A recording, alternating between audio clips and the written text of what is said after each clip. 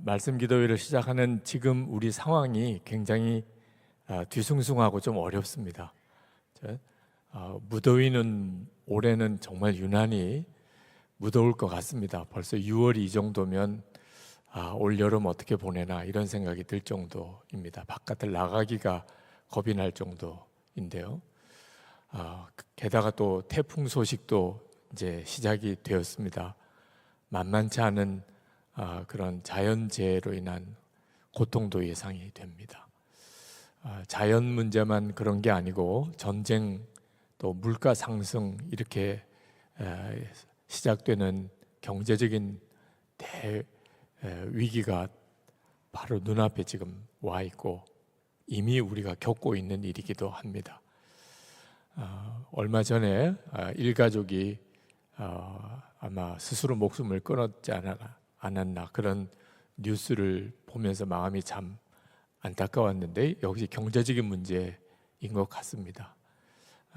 그 어린 딸을 데리고 스스로 목숨을 끊을 만큼 이런 한계에 내몰리는 그런 사람들이 굉장히 많아졌습니다.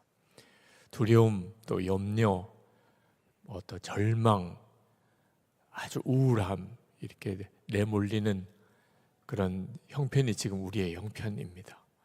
이런 상황에서 우리가 말씀 기도회를 시작을 합니다. 어제 주일은 감사 주일로 지켰습니다. 하나님의 역사는 늘 그렇게 가는 것 같습니다. 세상에 되어지는 일과 하나님의 역사는 늘 반대로 가는 것 같습니다. 그 세상은 절망이고 두려움이고 염려고 좌절이고 극단적인 선택으로 나아갈 때 하나님께서는 감사하라, 기뻐하라, 사랑하라 그렇게 하시는 것 같아요. 이번 말씀 기도에도 역시 어제 감사주일 이어서 하나님께서 우리에게 기쁨으로 도전하시는 시간입니다.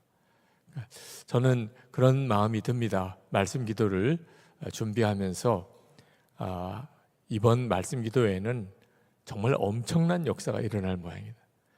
지금 무더위 또는 태풍에 대한 소식들, 경제적인 위기, 사람들이 스스로 목숨을 끊는 이런 절망적인 상황들, 세계적인 대경제적인 공황, 전쟁의 위기, 이걸 다 뒤집어 놓는 이런 은혜라는 거죠.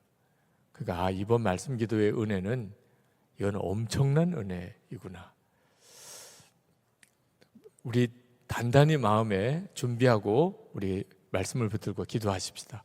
하나님께서 이번에 말씀으로 우리를 이렇게 확 뒤집으시는데 여러분들이 의자를 잘 안 붙들면 진짜 다 뒤집어지는 역사가 일어날 수도 있어서 옆에 있는 사람에게 민폐가 될 수도 있으니까 정말 은혜도 품위 있게 잘 받으실 수 있게 되기를 바랍니다. 하나님이 우리의 심령을 다 뒤집으시는데 하나님의 그 은혜를 한 사람도 빠지지 않고 영상으로 들어와서 이 말씀 기도회에 참여한 분들도 그렇게 되기를 바랍니다. 실제로 우리가 믿는 예수님은 어떤 문제보다 크신 분이십니다.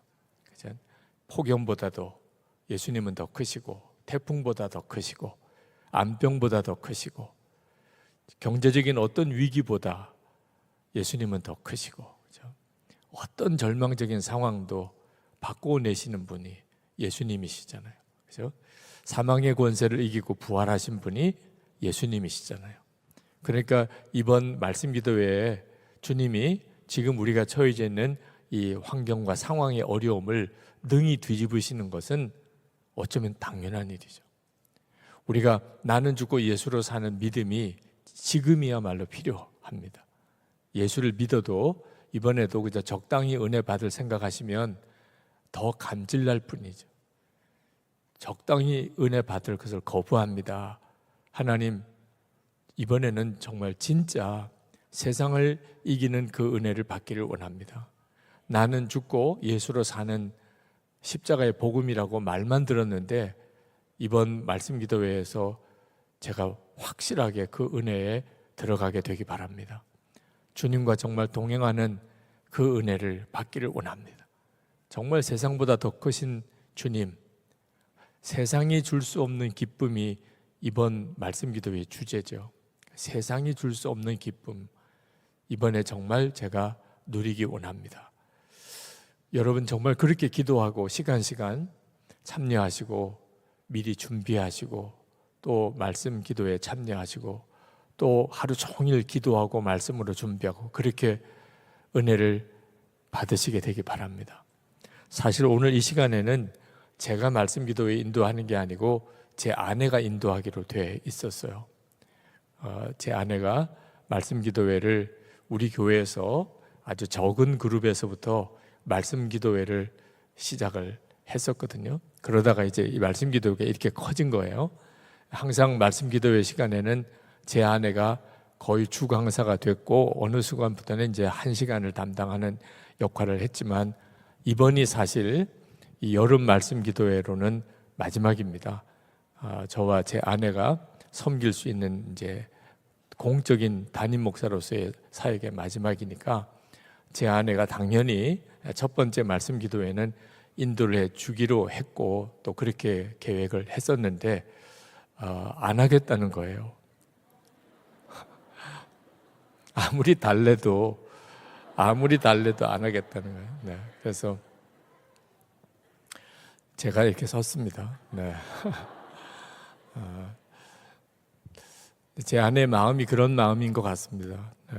그동안에 말씀 기도회를 시작을 했고 또 이만큼 말씀 기도회가 크게 큰 집회가 됐지만 제 아내가 말씀 기도회를 실제로 이끌어 가서 되는 것이 아니고 그 모든 과정은 다 말씀을 통하여 주님이 하신 것이다. 그렇다면 마지막 말씀 기도회이기 때문에 섬기고 싶은 마음은 간절하지만 꼭 내가 나서서 되어야 일이 되는 건 아니다. 정말 그렇게 믿고 또 주님이 그런 마음을 주셨고 또 이번에 주시는 말씀이 워낙 강력한 말씀이라 이 말씀은 담임 목사님이 전하는 게 좋겠다 그런 생각이 들어서 안 하겠다는 거예요. 네. 그래서 저보고 자꾸 나서서 하라고 해서 이렇게 나왔어요. 그 자체가 주님이시라는 초점을 주님께 두자는 거죠.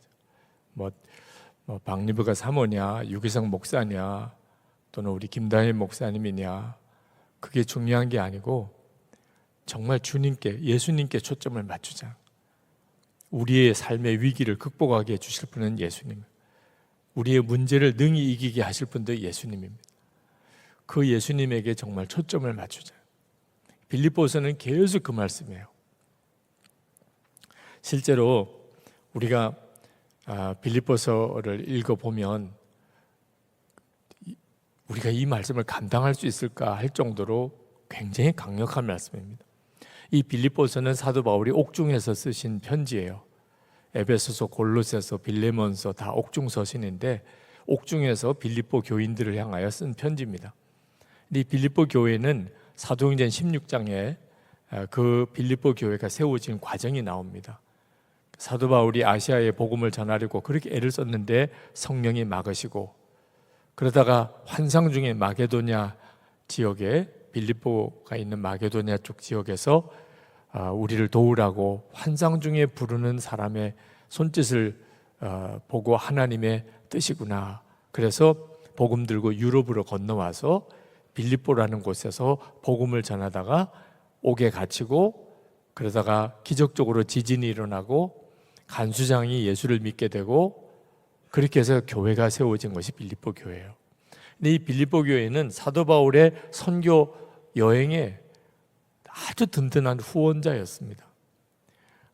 정말 사도 바울이 너무 고마워하고 애정을 가진 마음을 다하는 그런 후원 교회가 빌립보 교회였어요.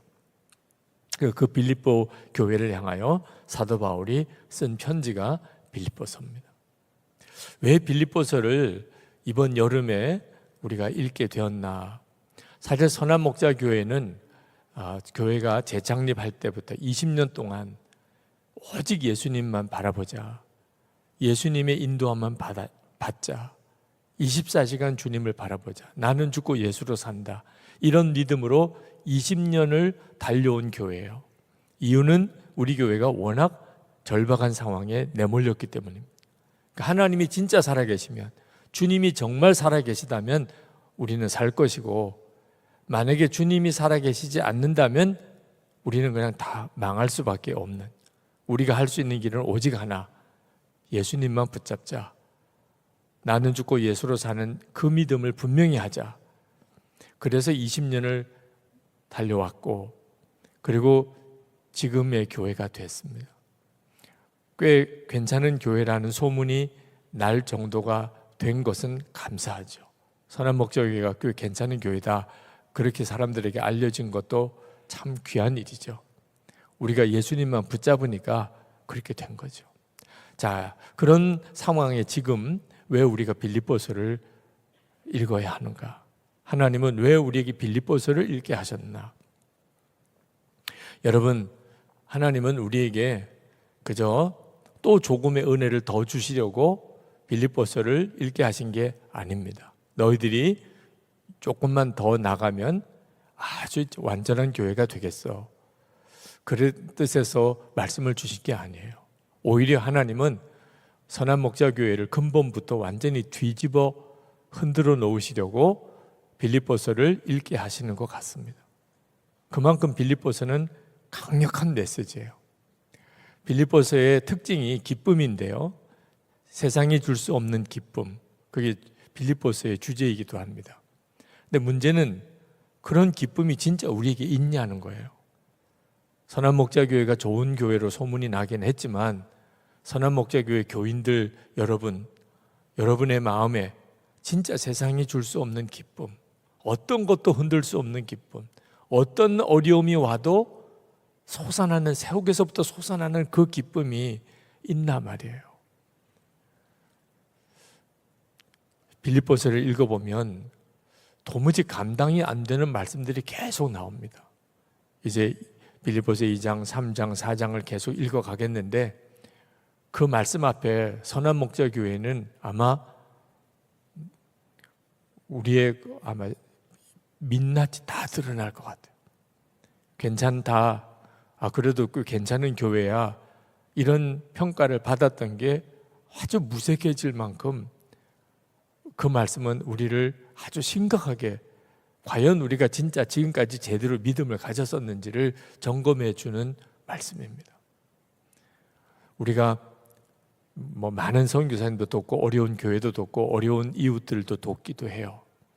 그런데 우리 교회의 형편부터 일단 살피고, 그리고 조금 여력이 남으면 그러면 다른 교회도 돕고 선교지도 돕고, 하나님은 그런 정도쯤으로 우리가 어려운 이웃들을 돕는 걸 원하지 않으세요. 하나님은 우리의 정말 모든 것을 다하여 주님이 기뻐하는 일에 다 드릴 수 있는 그 믿음도 원하세요. 사도 바울은 세상에 자기에게 유익하던 거 다 배설물처럼 버렸다. 우리에게 진짜 그런 믿음이 있는가? 사도 바울은 가난하게 사는 법도 배웠고 부유하게 사는 법도 다 배웠다. 자기는 더 이상 그건 아무 문제가 되지 않는다. 오직 주님이 기뻐하시는 일이라면 자기는 뭐든지 할 수 있다. 우리에게 진짜 그런 믿음이 있는가? 그런 믿음이 아니면 세상을 절대로 이길 수 있는 믿음이 안 됩니다. 하나님은 그저 다른 교회와 비교해서 조금 더 나은 교회가 되기를 원하는 하나님이 아니시더라. 하나님은 진짜 주님이 정말 주인 되시는 그 교회, 예수님이 생명이신 그 교회, 그런 성도가 되기를 원하세요. 이 빌립보서와 빌레몬서가 그것을 우리에게 도전합니다. 원수도 사랑하는, 진짜 원수도 사랑하는, 어떤 사람도 용서하고 품을 수 있는 그 사랑이 있느냐, 빌레몬서가 우리에게 질문하고 있는 그 교회냐. 우리가 이번에 말씀 기도를 통하여 적당하게 은혜를 받고 그런 말씀도 있나 보다 이렇게 넘어가지 않게 되기를 바라는, 말씀은 우리를 완전히 뒤집어 놓으려고 하고 있습니다. 예수님을 어떻게 만나냐? 우리가 이번 말씀 기도회가 주님이 이끄시는 기도회가 되었으면 좋겠다고 주님을 바라보자고 그랬는데 주님을 어떻게 바라보느냐, 그 점에 대해서 아직까지도 확신이 없는 분들이 있으실 거예요. 말씀입니다. 말씀이 육신이 되신 것이 예수님이세요. 지금 우리 눈에 예수님은 보이지 않지만 말씀은 우리가 오늘 읽을 수 있어요. 빌립보서 1장을 우리가 이제 읽겠는데 말씀은 읽을 수 있어요. 말씀으로 예수님은 지금 우리 가운데 놀랍게 임하시고 우리에게 직접 말씀하시고 그리고 우리를 뒤집으세요. 우리가 말씀으로 주님을 바라보면 빌립보서가 그 역사를 이루게 됩니다. 그러므로 오늘 여러분 이제 말씀을 읽고 묵상하는 시간을 가지고 또 말씀을 붙들고 기도하겠는데, 말씀을 읽지만 바라보기는 예수님을 바라봐야 됩니다. 그래야 주님이 여러분에게 주시는 말씀을 들을 수 있고 예수님이 우리 교회에 주시는 말씀을 들을 수 있게 됩니다. 그리고 여러분이 다 고백하게 돼요. 말씀이 나를 완전히 뒤집어 놓았습니다. 이번 여름 말씀 기도회 때 말씀이 내 인생을 완전히 바꾸었습니다. 내 믿음이 완전히 달라졌습니다. 지금도 주님이 우리와 함께 계심을 제가 이제는 알겠습니다. 빌립보서가 내 신앙의 성경입니다. 이런 고백을 할 수 있게 될 것입니다. 자, 그러면 빌립보서 1장을 한번 같이 읽겠습니다. 빌립보서 1장. 그리스도 예수의 종 바울과 디모데는 그리스도 예수 안에서 빌립보에 사는 모든 성도와 또한 감독들과 집사들에게 편지하노니, 하나님 우리 아버지와 주 예수 그리스도로부터 은혜와 평강이 너희에게 있을지어다. 내가 너희를 생각할 때마다 나의 하나님께 감사하며 간구할 때마다 너희 무리를 위하여 기쁨으로 항상 간구함은 너희가 첫날부터 이제까지 복음을 위한 일에 참여하고 있기 때문이라. 너희 안에서 착한 일을 시작하시니까 그리스도 예수의 날까지 이루실 줄을 우리는 확신하노라. 내가 너희 무리를 위하여 이와 같이 생각하는 것이 마땅하니 이는 너희가 내 마음에 있음이며 나의 매임과 복음을 변명함과 확정함에 너희가 다 나와 함께 은혜에 참여한 자가 됨이라. 내가 예수 그리스도의 심장으로 너희 무리를 얼마나 사모하는지 하나님이 내 증인이시니라.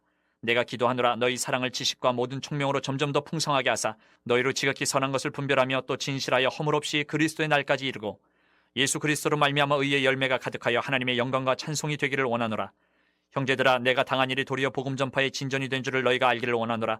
이러므로 나의 매임이 그리스도 안에서 모든 시위대 안과 그 밖에 모든 사람에게 나타났으니 형제 중 다수가 나의 매임으로 말미암아 주 안에서 신뢰함으로 겁없이 하나님의 말씀을 더욱 담대히 전하게 되었느니라. 어떤 이들은 투기와 분쟁으로 어떤 이들은 착한 뜻으로 그리스도를 전파하나니 이들은 내가 복음을 변증하기 위하여 세우심을 받은 줄 알고 사랑으로 하나 그들은 나의 매임에 괴로움을 더하게 할 줄로 생각하여 순수하지 못하게 다툼으로 그리스도를 전파하느니라. 그러면 무엇이냐? 거칠애로 하나 참으로 하나 무슨 방도로 하든지 전파되는 것은 그리스도니 이로써 나는 기뻐하고 또한 기뻐하리라.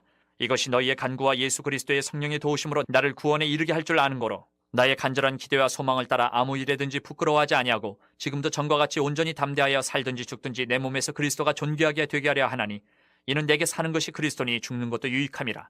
그러나 만일 육신으로 사는 이것이 내 일의 열매일진데 무엇을 택해야 하는지 나는 알지 못하노라. 내가 그 둘 사이에 끼었으니 차라리 세상을 떠나서 그리스도와 함께 있는 것이 훨씬 더 좋은 일이라 그렇게 하고 싶으나 내가 육신으로 있는 것이 너희를 위하여 더 유익하리라. 내가 살 것과 너희 믿음의 진보와 기쁨을 위하여 너희 무리와 함께 거할 이것을 확실히 아노니 내가 다시 너희와 같이 있으므로 그리스도 예수 안에서 너희 자랑이 나로 말미암아 풍성하게 하려 함이라. 오직 너희는 그리스도의 복음에 합당하게 생활하라. 이는 내가 너희에게 가보나 떠나 있으나 너희가 한 마음으로 서서 한 뜻으로 복음의 신앙을 위하여 협력하는 것과 무슨 일에든지 대적하는 자들 때문에 두려워하지 아니하는 이 일을 듣고자 함이라.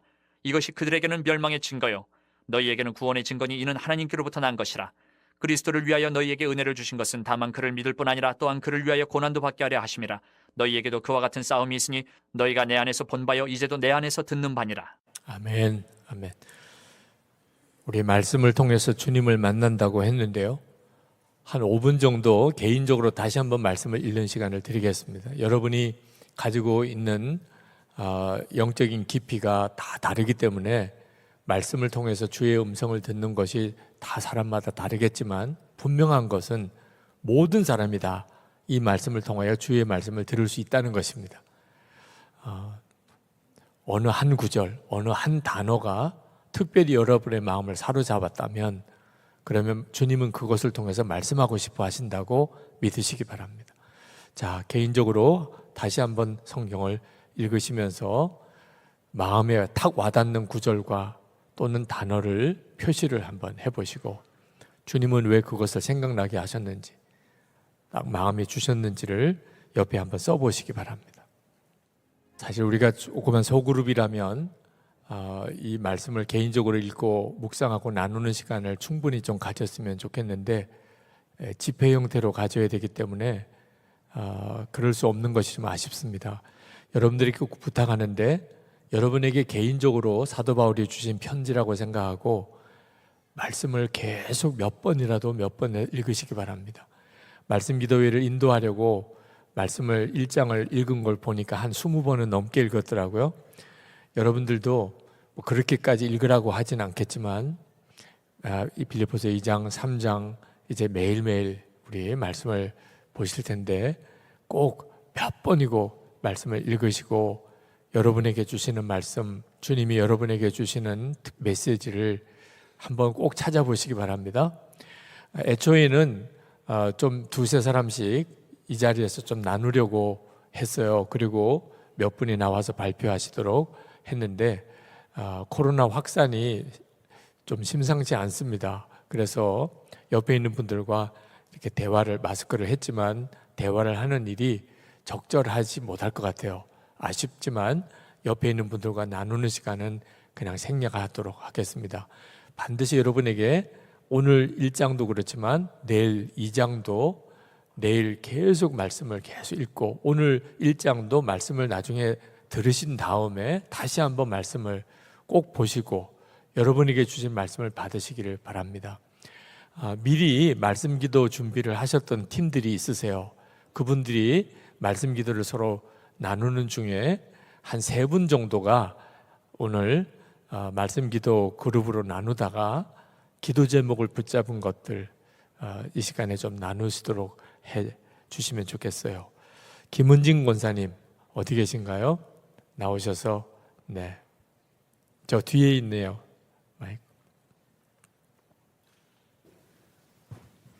저는 송파 위례교구 김은진 권사입니다. 저는 빌립보서 1장 4절의 말씀을 붙잡았습니다.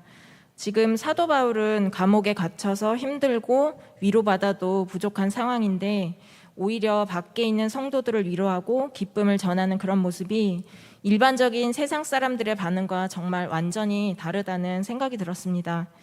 고난 중에 흔들림 없는 이러한 바울의 존재 자체가 빌립보 성도들에게 큰 위로와 힘이 되었을 것 같고 그래서 그들이 고난을 이기며 복음을 더 담대히 전할 수 있지 않았을까 그런 생각이 들었습니다. 이 말씀을 보면서 저도 저에게 있는 여러 고난의 상황을 좀 더 의연하게 믿음으로 이겨낼 수 있기를 오늘 간절히 구해야겠다는 마음이 들었고요.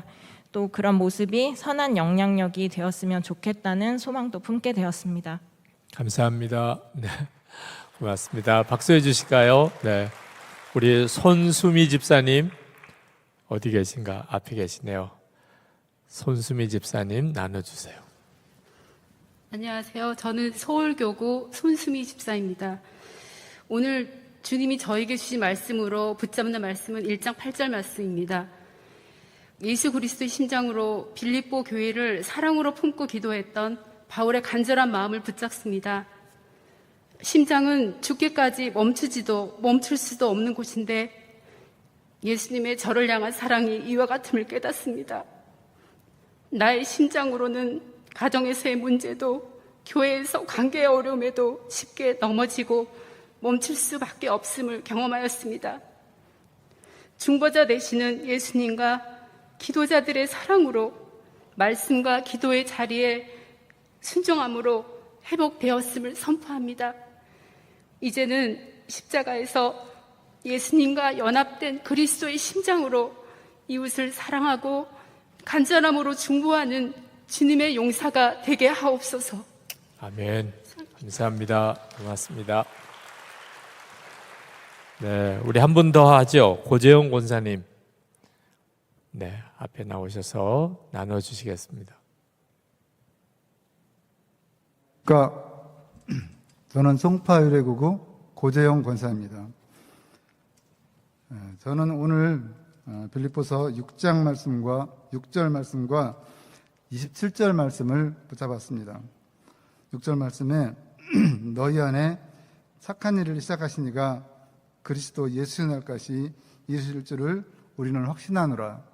이 말씀과 27절 상반절 말씀에 보면 오직 너희는 그리스도의 복음에 합당하게 생활하라고 말씀하고 있습니다.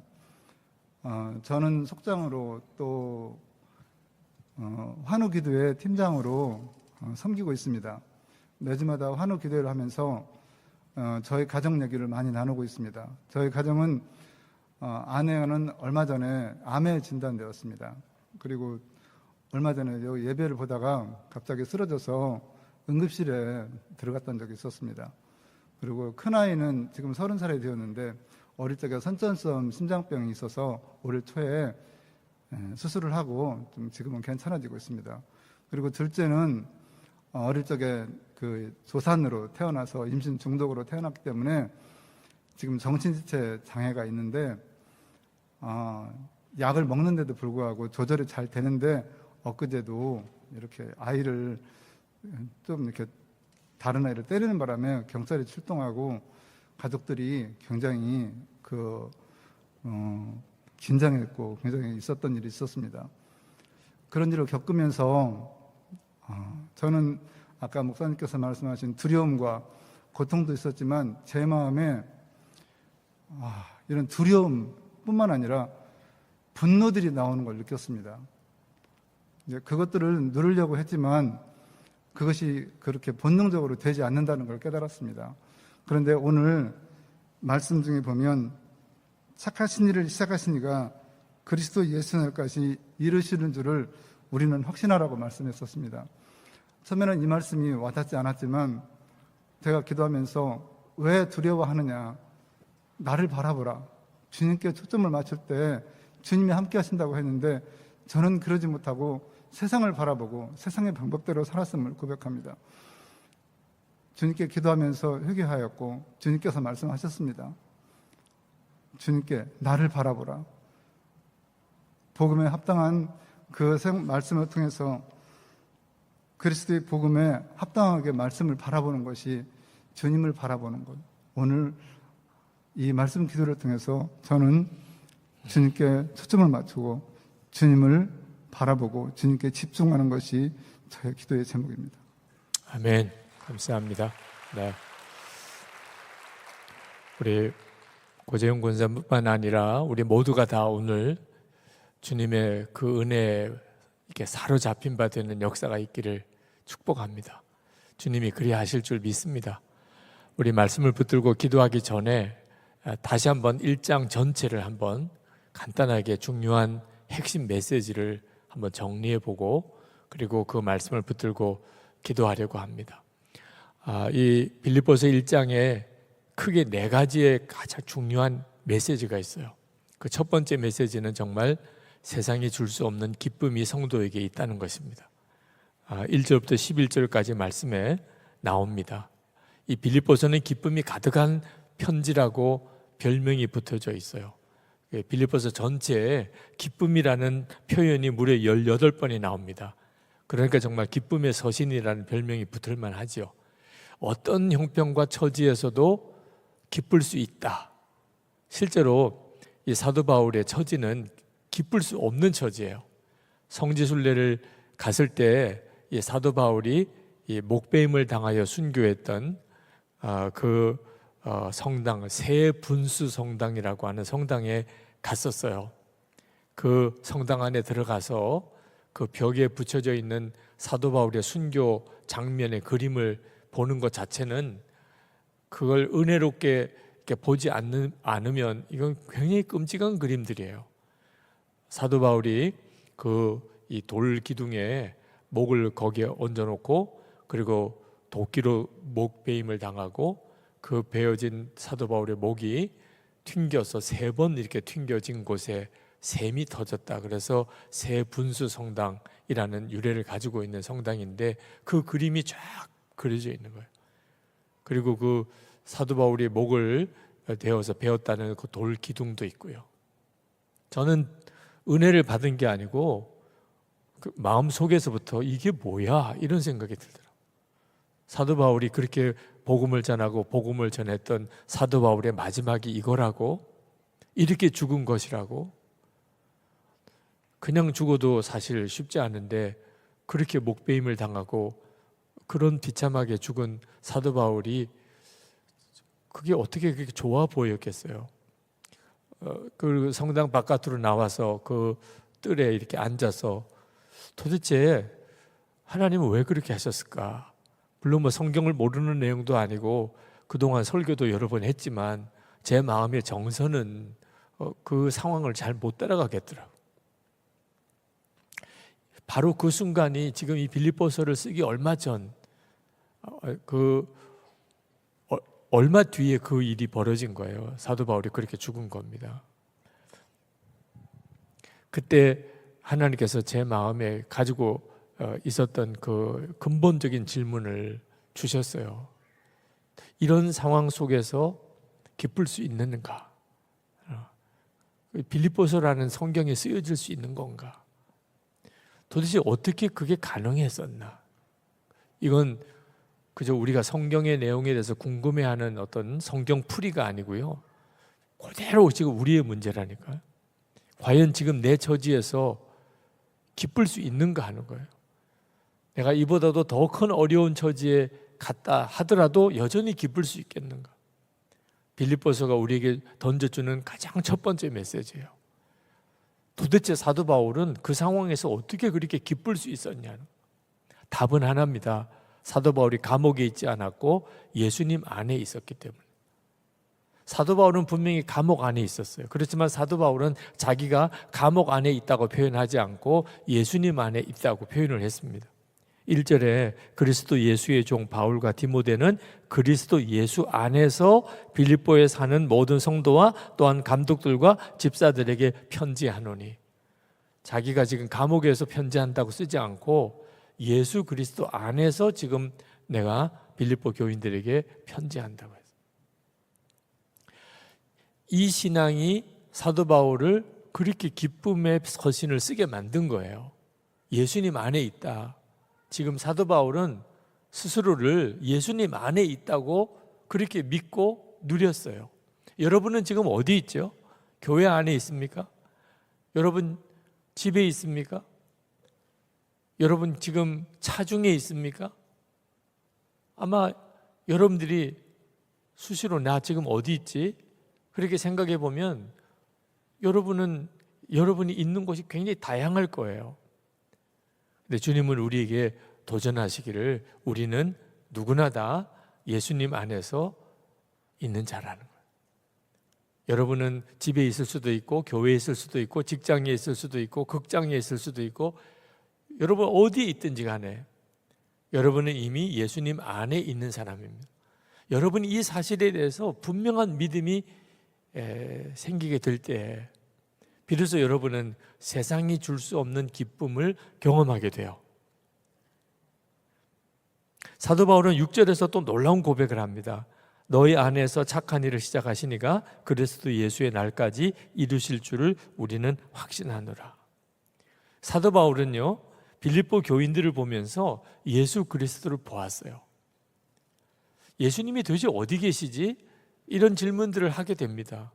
이 주님을 바라보라고 보여야 보지요. 이제 이렇게들 이야기를 해요. 그런데 사도 바울은 빌립보 교인들 안에 예수님이 역사하고 계시다는 것을 그가 보았어요. 너희 안에서 착한 일을 시작하시니가. 빌립보 교회라는 것이 생긴 것 자체가 예수님 때문이에요. 빌립보 교회 교인들이 복음을 전하는 것 자체가 이건 예수님 아니면 설명이 안 돼요. 빌립보 교인들이 사도 바울을 위해서 그렇게 사랑의 헌금을 보내는 것도 예수님의 역사가 아니면 말이 안 되는 일이에요. 그러니까 사도 바울은 빌립보 교인들을 보면서 예수님이 지금 빌립보 교인들 안에 역사하고 있잖아. 너무나 분명하게 보았어요. 그러니까 사도 바울은 그 예수님께서 빌립보 교인들 안에 시작하신 이 선한 일이 반드시 마지막에 열매까지 다 풍성히 맺으실 것을 확신했어요. 기대가 아니고 그랬으면 좋겠다는 소원도 아니고 확신이에요. 왜? 예수님께서 역사하시는 것을 보고 있으니까. 여러분들도 예수님이 역사하시는 것을 얼마든지 볼 수 있어요. 여러분 가정 안에서 주님이 일하시는 것을 여러분이 보실 수 있어요. 지금 여러분 안에도 역사하고 계시니까. 남편에게서 또는 자녀들에게서 또는 부모님에게서 또는 교회 안의 성도들에게서 주님이 역사하시는 것을 우리 눈으로 다 볼 수 있다고요. 예수님을 눈으로 보지는 못하지만 주님이 역사하시는 것은 다 볼 수 있어요. 보아야 돼요. 주님이 역사하시는 것. 여러분이 정말 주님, 오늘 주님이 역사하시는 것을 나로 알게 해주세요. 여러분이 정말 그렇게 기도하시면 여러분의 삶 속에 주님이 역사하시는 것을 여러분은 굉장히 많이 집어낼 수 있을 거예요. 그 눈이 뜨이시면 여러분도 사도 바울처럼 하나님이 하실 일에 대하여 확신을 가지게 돼요. 아, 이건 하나님이 하시는 일이야. 주님이 이런 일을 이루실 거야. 이 말씀 기도회를 준비하면서 주님께서 제 마음에 여러 가지를 정말 이건 하나님이 내게 주시는 말씀이구나 하는 것을 깨달았어요. 그래서 저는 이 말씀 기도회를 통하여 주님이 이번에 여러분들을 정말 완전히 뒤집어 놓는 일을 하실 거라고 믿어지는 거예요. 그랬으면 좋겠다가 아니고 그런 일을 하실 거다. 그래서 여러분들에게 조심하시라고 그랬잖아요. 네. 완전히 옆 사람한테 민폐를 끼쳐줘도 뒤집어질 수도 있으니까 정말 자기 관리를 잘 하시라고. 사도 바울은 로마 감옥에 갇힌 일로 인해서도 아주 기뻤습니다. 왜냐하면 그게 주님의 응답이었으니까. 지금 감옥에 갇혔는데 사도 바울이 이게 하나님의 응답이었구나. 사도 바울은 예루살렘에 가서 붙들렸어요. 그래서 이제 로마로 끌려왔는데 그때 사도행전 23장 11절에 로마에서도 증거하여야 하리라 하는 성령의 음성을 들었어요. 유라굴로 광풍을 만나서 다 죽게 되었을 때도 그는 사도행전 27장 24절에 바울아 두려워하지 말라 내가 가이사 앞에 서야 하겠고 하나님의 음성을 들었어요. 그러니까 지금 사도 바울이 로마 감옥에 앉아 있는데 이건 전적으로 하나님의 응답이에요. 하나님이 일관되게 그렇게 말씀하세요. 내가 로마에 갈 것이다. 내가 가이사 앞에 설 것이다. 지금 그렇게 되어 있는 거예요. 비록 지금 자기는 감옥에 앉아 있지만 하나님의 놀라운 응답 가운데 있는 거예요. 그러니까 사도 바울이 너무 기쁜 거죠. 감옥에 있는데도 기뻐요. 이게 하나님의 응답이니까. 사도 바울의 마음속에 하나 걱정이 있다면 내가 이렇게 감옥에 들어간 것 때문에 내가 그동안 복음을 전했던 교회 성도들이 시험 들지는 않을까. 아유, 전도자 예수 믿으면 복을 받는 게 아니고 예수 믿으면 저렇게 감옥에 가나 봐. 그러면 누가 예수 믿고 싶겠어요? 그것이 사도 바울의 마음에 좀 걸림이긴 했는데, 그런데 감옥에서 빌립보 교회 소식을 들으니까 빌립보 교인들이 위축되지 않고 더 담대하게 복음을 전한다는 거예요. 그러면 된 거죠. 내가 감옥에 들어온 것 때문에 우리 빌립보 교인들이 더 담대하게 복음을 전해. 5절 말씀에 너희가 첫날부터 이제까지 복음을 위한 일에 참여하고 있기 때문이라. 그러면 된 거죠. 그러니까 사도 바울은 감옥에 갇혀 있지만 너무 기뻤던 거예요. 하나님의 역사가 막연하지 않고 실제였으니까. 그럼 빌립보 교인들은 사도 바울이 감옥에 갇혔는데 어떻게 그렇게 위축되지 않고 더 뜨겁게 복음을 전할 수 있었을까요? 7절에 보면 나의 매임과 복음을 변명함과 확정함에 너희가 다 나와 함께 은혜에 참여한 자가 됨이라. 빌립보 설립 과정을 조금 알아야 합니다. 빌립보 설립 과정이 어떤 과정이었냐면 사도 바울이 빌립보에서 루디아를 만나고 그리고 이제 복음 전하는 그런 사역을 하다가 귀신 들린 소녀를 고쳐주고 그게 이제 빌미가 되어서 이제 붙들려 들어갑니다.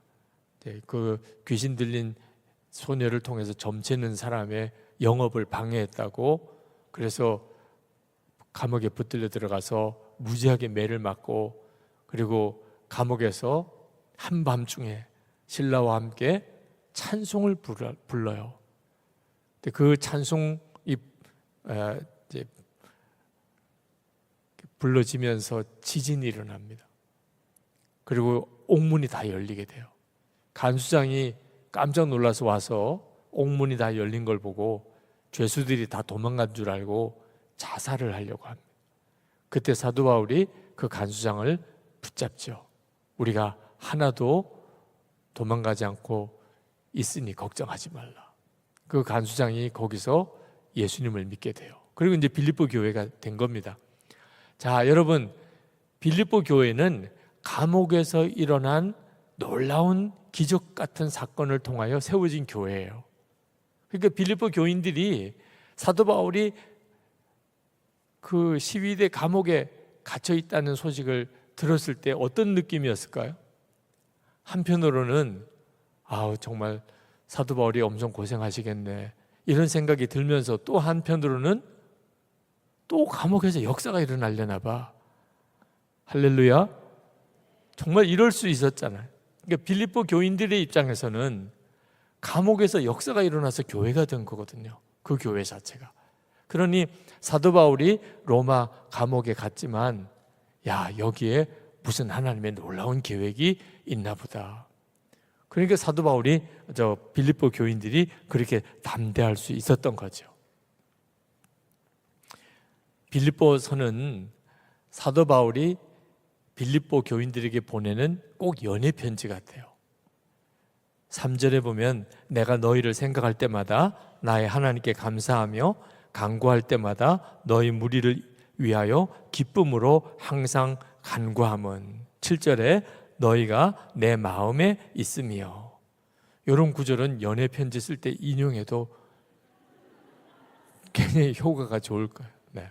정말 그럴 정도로 어떤 남녀 사이에 연애 편지를 쓰는 것 같은 느낌이 들 정도로 그렇게 빌립보 교인들을 향하여 사도 바울이 애정을 표현합니다. 그런데 놀라운 고백이 하나 더 나와요. 8절에 내가 예수 그리스도의 심장으로 너희 무리를 얼마나 사모하는지 하나님이 내 증인이시라. 자, 예수 그리스도의 심장으로라고 이야기를 합니다. 그러니까 사도 바울이 빌립보 교회 교인을 사랑하고 그리고 그들에게 이렇게 사랑의 고백을 하는 것은 사도 바울 자신의 사랑이 아니라는 거예요. 그리고 이것은 어떤 낭만적인 어떤 그런 어떤 사랑의 연애 편지의 어떤 표현도 아니라는 거예요. 이건 완전히 사도 바울이 정말 나는 죽고 예수로 사는 그런 사람이었기 때문에 예수님의 그 사랑으로 빌립보 교인들을 사랑하고 있었다. 그러니까 사도 바울은 자기 자신의 심정으로 빌립보 교인을 본 게 아니고 예수님께서 보시는 눈으로 빌립보 교인을 보고 있었다. 그래서 빌립보 교인을 향하여 이 빌립보서를 그렇게 쓰게 된 거예요. 이 모든 일들이 우리에게도 그대로 이루어져 있습니다. 사도 바울의 갈라디아서 2장 20절의 고백, 이제는 내가 사는 것 아니요 내 안에 그리스도께서 사시는 것이라. 이게 예수 그리스도의 심장이에요. 이제는 내 안에 예수 그리스도께서 사시는 것이라. 이 고백이 진짜라면 그러면 우리는 사랑 못할 사람이 없어요. 사랑은 환경이나 여건 또는 상대방의 사람에 따라 달라지는 게 아닙니다. 그건 진짜 사랑이 아니에요. 진짜 사랑은 예수님의 심장을 가진 자가 하는 거예요. 나는 죽고 예수로 사는 믿음이 되면, 그러면 어떤 조건과 환경, 문제 속에서도 그 속에서부터 뜨거운 사랑이 일어나요. 예수님의 사랑이니까.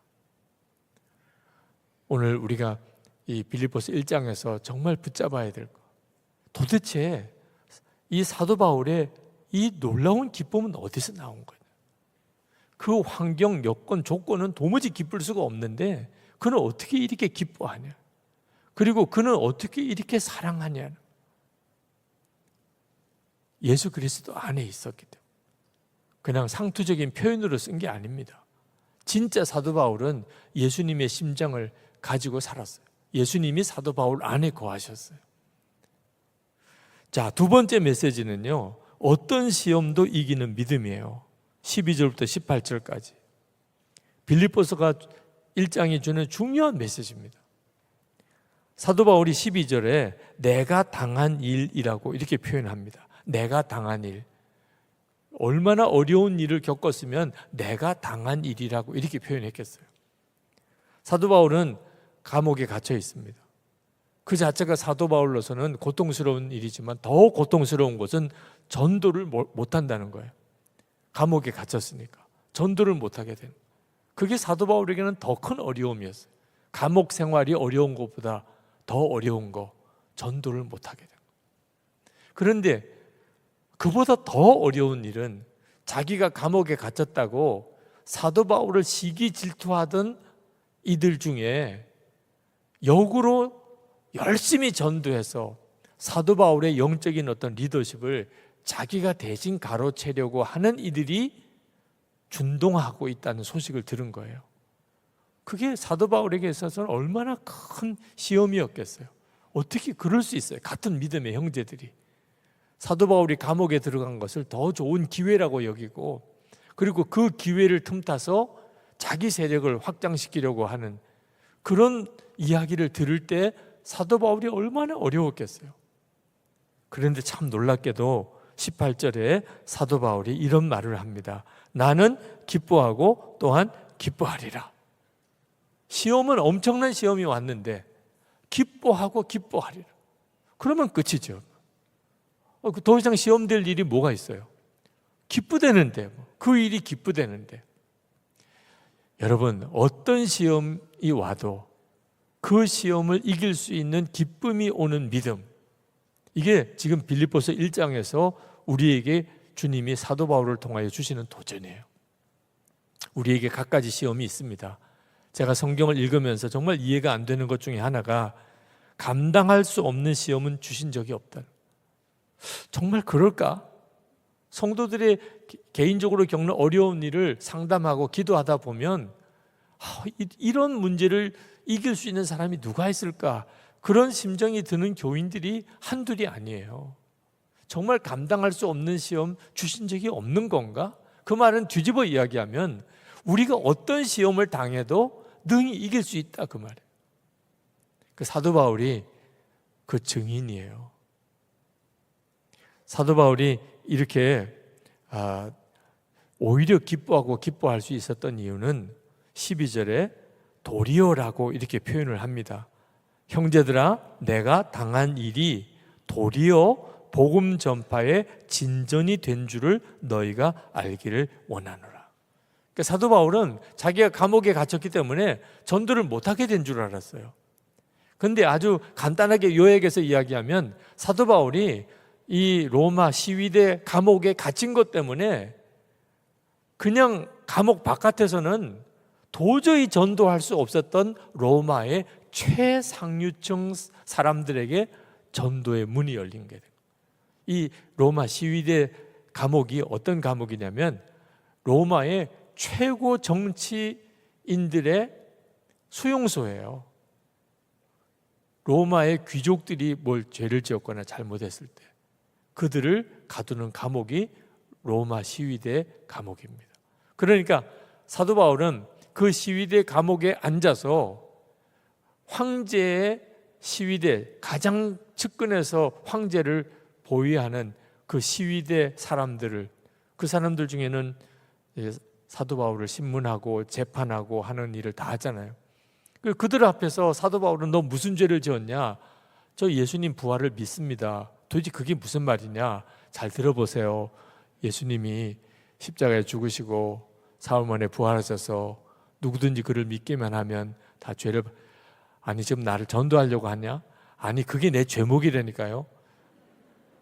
이제 이런 식의 이야기가 진행되면서 놀랍게 전도가 되는 거예요. 그리고 그 로마 시위대 감옥에 붙들려 들어오는 이들 중에는 그 로마의 최상류층 사람들이 꽤 있었고, 이런저런 일로 시위대를 방문하는 사람들 로마의 최상류층이었어요. 결과적으로 나중에 보면 로마의 상류층 안에 복음이 들어가는 문이 됩니다. 감옥에 들어갔기 때문에. 그러니까 전에는 사도 바울이 다니면서 복음을 전했는데 지금은 사도 바울이 감옥에 앉아서 복음을 전해요. 사도 바울이 이건 너무 놀라운 일이잖아. 13절에 이러므로 나의 매임이 그리스도 안에서 모든 시위대 안과 그 밖에 모든 사람에게 나타났으니. 너무 놀라운 거예요. 빌립보서 4장 22절을 세번역 성경으로 읽으면 모든 성도가 여러분에게 문안합니다. 특히 황제의 집안에 속한 사람들이 여러분에게 문안합니다. 사도 바울이 시위대 뜰에서 복음을 전했기 때문에 황제의 집안에 있는 사람들도 복음을 받아들이고 예수 믿게 되는 일들이 있었던 거예요. 놀랍잖아요. 그러니까 사도 바울이 너무 놀라운 하나님의 역사에 대해서 감탄을 하는 거예요. 감옥에 갇혀서. 사도 바울이 감옥에 갇혔다고 해서 또 바깥에서 빌립보 교회 교인들 비롯해서 우리라도 복음을 전하자. 사도 바울이 감옥에 갇혔으니 이제 어떻게 우리라도 전해야지. 이래서 전도자들이 확 또 일어났어요. 14절에 형제 중 다수가 나의 매임에 말미암아 주 안에서 신뢰함으로 겁없이 하나님의 말씀을 더욱 담대히 전하게 되었느니라. 사도 바울은 감옥에도 갔는데 우리는 뭘 못하겠냐 이러면서 전도자가 확 일어났다는. 사도 바울이 나는 복음을 못 전해서 한탄하고 있었는데 이건 전도자가 더 엄청나게 늘어났잖아. 게다가 투기와 분쟁으로 15절에 그리스도를 전파하나니 시기심으로 복음을 전하는 자들도 생긴 거예요. 사도 바울을 경쟁자로 생각한. 17절에 그들은 나의 매임에 괴로움을 더하게 할 줄로 생각하여 순수하지 못하게 다툼으로 그리스도를 전파하느니라. 사도 바울이 얼마나 속이 뒤집어질까. 고소하다. 이러면서 복음을 전하는 사람들도 있었다는 거예요. 그런데 사도 바울이 예수님 안에서 이건 기뻐할 일이지 낙심하고 화낼 일이 아니야. 18절에 이렇게 말합니다. 그러면 무엇이냐? 거칠애로 하나 참으로 하나 무슨 방도로 하든지 전파되는 것은 그리스도니 이로써 나는 기뻐하고 또한 기뻐하리라. 할렐루야. 정말 사도 바울이 이분이 진짜 나는 죽고 예수로 사는 사람이구나, 예수님과 동행하는 사람이구나 하는 것을 이 빌립보서 1장을 읽어보면 확실하게 알 수 있어요. 그는 정말 절망할 일이었다니까요. 화가 나서 속이 터져 죽을 만한 상황이었다니까요. 그런데도 그는 기뻐하고 기뻐한다. 주님의 역사가 아니면 일어날 수가 없는 일이에요. 오늘 이 시간에 여러분과 이 말씀을 듣는, 영상으로 듣는 모든 이들에게도 주님은 그 일을 하십니다. 세 번째 메시지가 천국 가는 것보다 더 큰 사명의 복을 알게 되는 겁니다. 19절에서 26절이에요. 하나님의 나라의 사명에 눈이 뜨이게 되는 겁니다. 19절을 읽으면 사도 바울이 석방될 것에 대한 기대를 가진 것을 알 수가 있습니다. 19절 이것이 너의 간구와 예수 그리스도의 성령의 도우심으로 나를 구원에 이르게 할 줄 아는 거로. 여기서 나를 구원에 이르게 할 줄 아는 거로, 이 말은 석방되어서 빌립보 교인들을 다시 만나게 될 것이라고 사도 바울은 기대를 하고 있어요. 사도 바울은 솔직히 석방될 것을 기대하고 있었어요. 25절에 너희 무리와 함께 거할 이것을 확실히 아노니 내가 다시 너희와 같이 있으므로 그리스도 예수 안에서 너희 자랑이 나로 말미암아 풍성하게 하려 함이라. 그러니까 사도 바울은 빌립보 감옥에서 로마 감옥에서 나와서 빌립보 교인들을 다시 감옥 바깥에서 만나게 될 것이라고 기대했어요. 그것은 여러 가지 정황이 그렇습니다.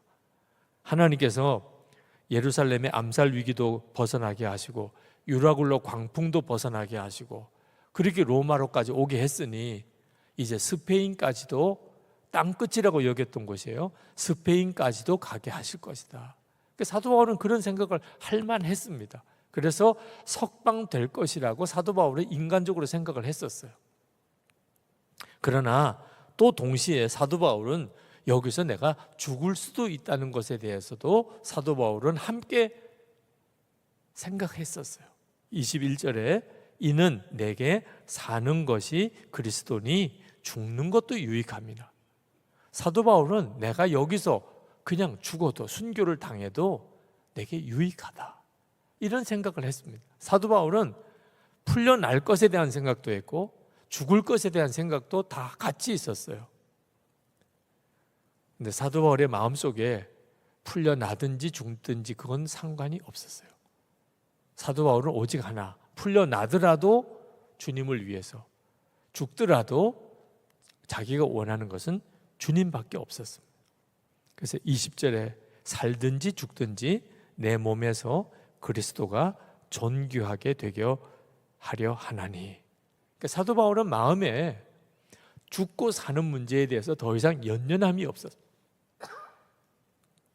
오직 자기 안에서 예수님만 존귀히 여기면 그것으로 좋겠어요. 우리에게도 이 믿음이 필요합니다. 우리에게도 다 개인적인 소원이 있죠. 그렇죠? 마음에 또 어떤 기대도 있고요. 그러나 그게 이루어지든 이루어지지 않든 우리가 한 가지 정말 원하는 것은 예수 그리스도가 존귀하게 여기게 되는 거예요. 나로 인하여. 그것으로 충분한 거죠. 이 믿음이 어떤 믿음이냐면 죽음 그 너머를 분명하게 내다보는 소망의 눈이 열린 사람의 기도예요. 여러분, 죽고 난 다음에 가는 천국이 있음을 믿으시지요? 네. 우리는 그 믿음이 있어요. 그건 정말 놀라운 믿음입니다.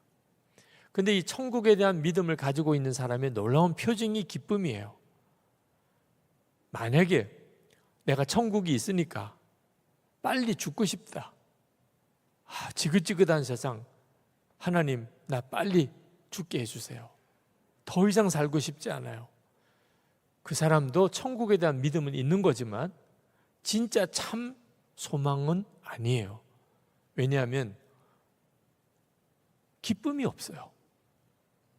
진짜 소망의 증거는요, 지금 여기서 사는 일이 아무리 힘들어도 천국이 있다는 것 때문에 기쁜 거예요. 이 사람은 진짜 소망이 있는 사람이에요. 천국이 있다는 걸 믿긴 하지만 여기서는 하루도 더 살고 싶지가 않아. 그 사람은 진짜 소망이 있는 사람이 아니에요. 사도 바울은 천국에 가서 주님과 함께 영원히 살고 싶었어요. 사도 바울이 주님을 만나고 그리고 3층까지 올라가 본 사람입니다.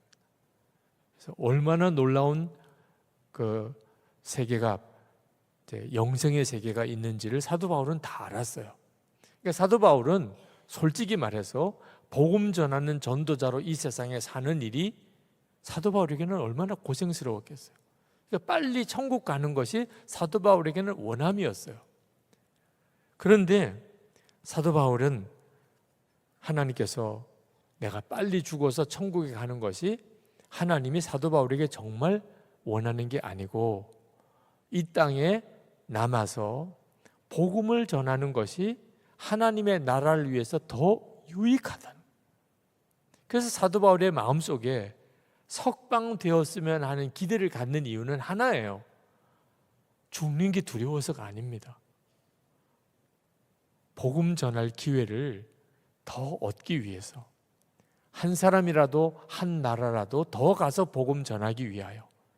그래서 그게 유익한 줄로, 너희들에게도 유익하고 하나님의 나라를 위해서도 유익하니까, 그러니까 석방되기를 기대했던 거예요. 근데 하나님의 섭리는 참 놀랍죠. 사도 바울이 그냥 거기서 죽습니다. 목배임을 당하여 순교해요.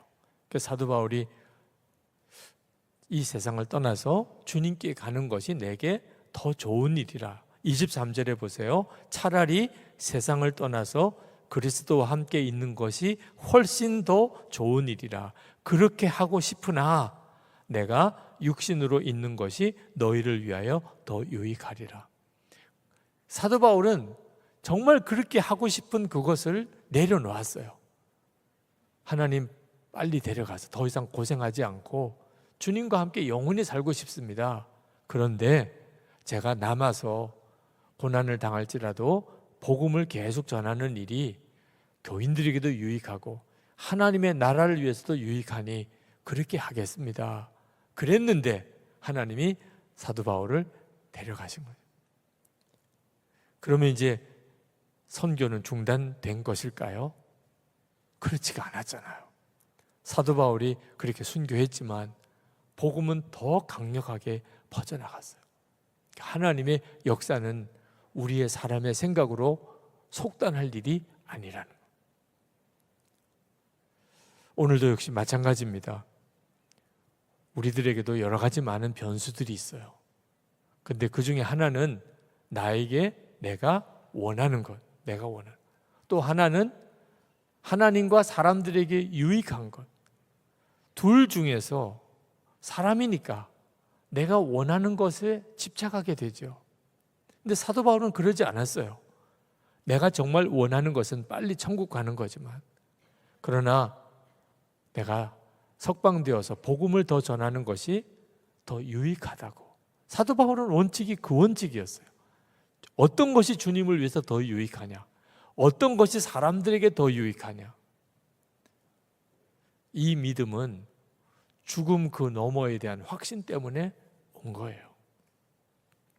끝으로 우리 빌립보서 1장에서 우리가 붙잡아야 될 메시지는 고난도 은혜가 된다는 것입니다. 고난도 은혜가 된다. 사도 바울이 복음에 합당한 생활을 하라. 27절에 그리스도의 복음에 합당하게 생활하라. 그랬는데 이 그리스도의 복음에 합당하게 생활하는 것이 뭐지요? 고난도 두려워하지 아니하고 담대하게 사는 것. 고난 받는 것을 은혜라고 여기는 것. 29절에 그리스도를 위하여 너에게 은혜를 주신 것은 다만 그를 믿을 뿐 아니라 또한 그를 위하여 고난도 받게 하려 하심이라. 여러분, 은혜를 받았는데 그게 고난을 받는 거예요. 이게 이해가 되십니까? 여러분 중에는 이해가 안 되는 분들도 있을 거예요. 고난을 받지 않는 것이 은혜지 어떻게 고난을 받는 게 은혜냐? 여러분, 대한민국 국민이 나라를 지키기 위해서 군에 입대하는 일은 국민이니까만 할 수 있는 거예요. 대한민국 국적을 가진 사람이니까만 하는 거예요. 외국인은 아무리 대한민국 군인이 되고 싶어도 외국인은 될 수가 없어요. 자, 군인이 되는 일이 얼마나 힘든 일입니까? 근데 그건 사실 대한민국 국민이 가지는 특권인 거예요. 하나님의 나라에 대해서도 마찬가지예요. 여러분, 진짜 여러분이 하나님 나라의 시민이라면 고난을 당한, 하나님 나라 위에서 고난을 당하는 것은 은혜예요. 하나님 나라 시민이니까 허락받은 거예요. 이 눈이 뜨이게 될 때 비로소 우리는 어떤 시험도 어떤 문제도 우리를 넘어뜨릴 수 없게 되는 사람이 되는 거예요. 오늘 우리가 하나님 앞에 기도할 때 여러분 이렇게 기도 한번 해보세요. 하나님, 저는 이제부터 고난을 복이라고 여기겠습니다. 하나님, 고난 받는 것도 은혜라고 저는 이제부터 믿겠습니다. 하나님, 하나님의 나라가 임할 때 내가 주님 앞에 설 때 내가 주님을 위해서 고난을 당하다가 그렇게 주님 앞에 설 수 있게 되기를 원합니다. 이제는 힘들다, 어렵다, 못 살겠다, 저 그렇게 말 안 하겠습니다. 어려운 일이 생겼다면 교회를 위해서 섬기다가 복음을 전하다가 믿음으로 살려고 하다가 어려운 일이 생겼다면 하나님, 저는 춤을 추고 기뻐하겠습니다. 여러분이 기도를 이렇게만 해보세요. 힘들어요, 죽겠어요, 못 살겠어요, 언제까지 이렇게 견뎌야 돼요, 이렇게 하지 말고. 그러니까 점점점 수렁에 빠지는 거예요. 계속 마음에는 의심만 생기고 신앙생활이 신앙생활 같지 않고. 그런데 하나님, 저는 이제 어떤 고난도 달게 받습니다. 고난을 은혜라고 믿습니다. 고난이 저에게는 복이라고 믿습니다. 여러분이 그렇게 선포하고 나가기 시작하면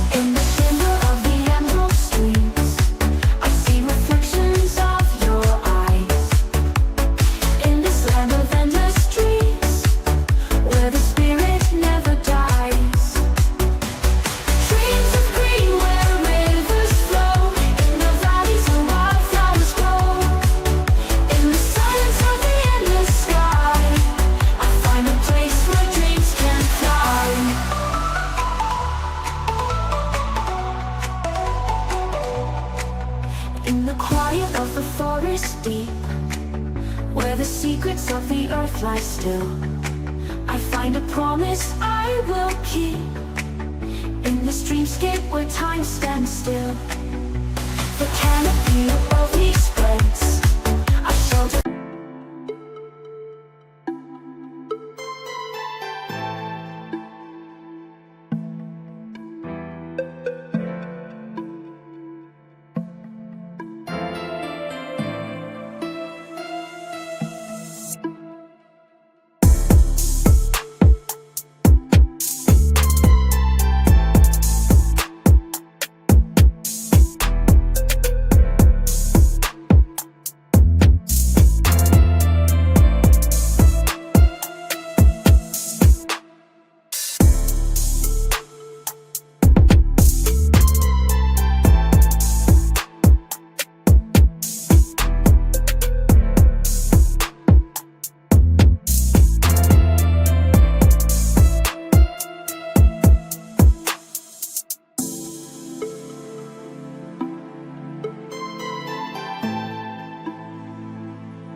그러면 여러분의 삶에 모든 것이 하나님의 역사가 일어나겠어요.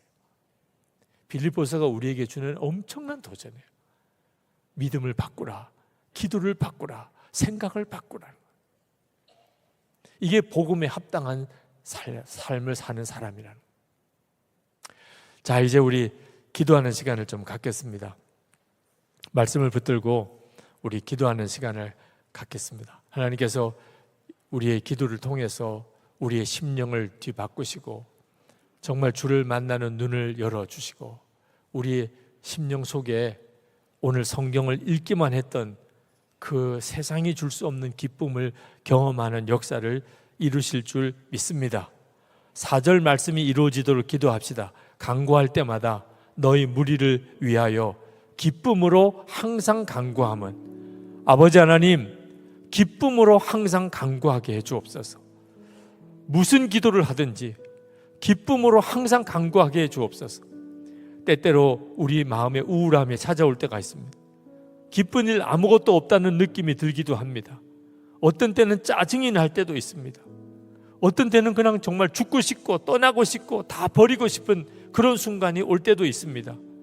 정신 똑바로 차려야 합니다. 기쁨으로 항상 간구함은 주여, 제가 이제부터 무슨 기도를 드리든지 기쁨으로 주님께 기도할 수 있게 해주옵소서. 세상이 줄 수 없는 기쁨, 예수님만이 주시는 그 기쁨, 진정한 그 기쁨이 실제로 제게 경험되게 해주옵소서. 내 주인의 기쁨에 참여하여라. 내 기쁨이 너희 안에 있어 너희 기쁨을 충만하게 하려 함이라. 아멘. 주님, 그 역사가 이루어지게 해주옵소서. 우리 주여 부르짖고 기도하겠습니다. 주여!